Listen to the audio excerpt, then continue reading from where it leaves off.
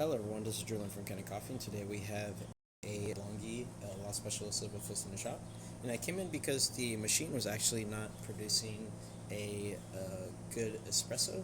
Um, when you were to brew on its finest setting of the grinder, when you were to brew, it was barely pushing the optimal zone, and the coffee was running really fast. This usually means that the burrs, here's the upper burr on your old grinder, usually mean the burrs are going bad. The thing about these machines, though, DeLonghi actually doesn't sell a replacement upper burr or the conical burr. They on these older models they recommend replacing the whole grinder, which is what we ended up doing. Here is the old grinder. There you are. So this is the entire old grinder unit. This is the old style one. There's a newer style with better burrs, better quality burrs. They'll last much longer. But now we're going to quickly test the grinder.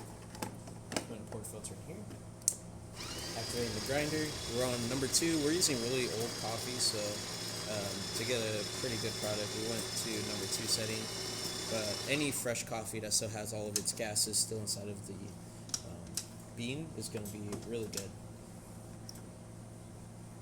So you can see that coffee is nice and really fine. We're going to put this in here. And mainly we are going to brew a double espresso, but we are mainly looking at that gauge as our indicator of whether or not we're brewing correctly. You're going to see pre-infusion is going to ramp it up a little bit, and it's going to push all the way into the optimal zone, as you can see. And the coffee's coming out great.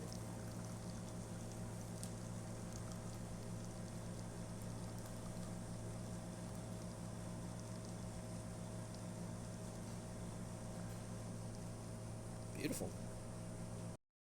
And that's about it for this repair. If you like this video